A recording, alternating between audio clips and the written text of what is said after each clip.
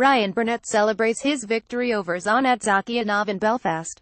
Photo Reuters Building a profile outside the ring is the unenviable task now facing Ryan Burnett, Ireland's latest and perhaps least known world boxing champion, in the wake of his stunning achievement in unifying the WBA and IBF bantamweight straps at the tender age of 25. Burnett looked destined for greatness from the moment he won a gold medal at the inaugural Youth Olympics in Singapore 7 years ago.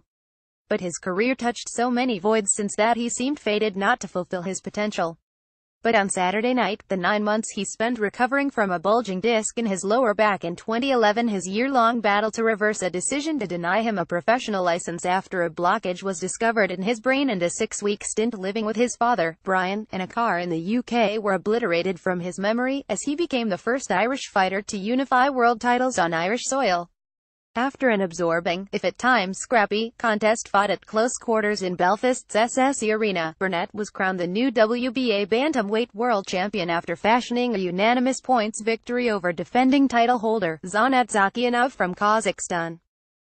The pair had sparred in Ricky Hatton's gym in Manchester at the start of Burnett's professional career when he had the better of the exchanges.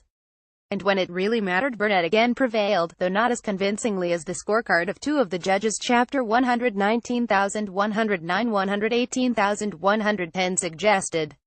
The third judge, a score of 116,112, was probably a more accurate reflection of how a bruising encounter had panned out.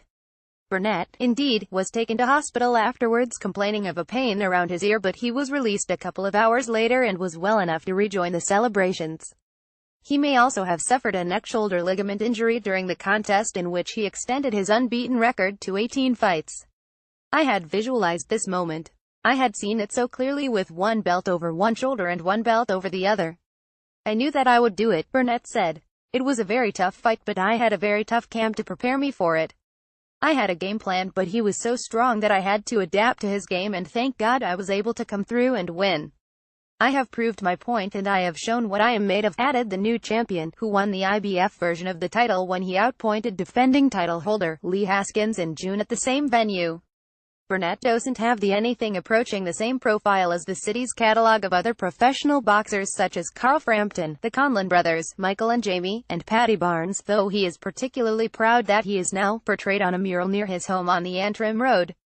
But in terms of the lighter weight divisions, the world is now his oyster. He has never taken the easy option when it comes to choosing opponents. His ambition is to be remembered not just as a world champion, but a great world champion. According to promoter Eddie Hearn, he will be back in action almost certainly in Belfast in the spring. Now we want to bring Ryan back for another big fight in March or April. There are plenty of options out there, including Paul Butler or one of the other champions.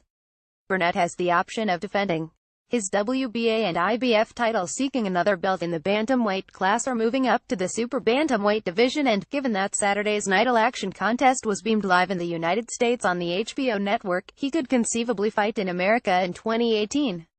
Not surprisingly, there is no mention of the possibility of an all-Belfast showdown, although remarkably Burnett, Barnes, Frampton, who were all coached in their teens by the legendary Jerry Story, the Conlon brothers, and James Tennyson, who improved his record to 202 by knocking out Darren Traynor in the most explosive fight on Saturday's program, are all within 18 pounds of each other in weight.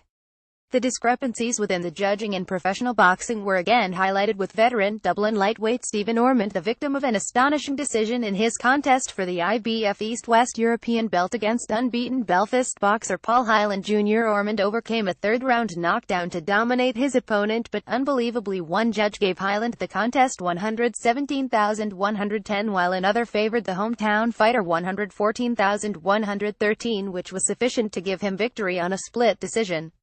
Promoter Eddie Hearn did promise Ormond a rematch, however. Rio Olympian David Oliver Joyce and Kildare's Gary Cully, both trained by Pete Taylor, achieved comfortable wins within the distance, with Joyce's fight lasting less than 2 minutes. Irish Independent.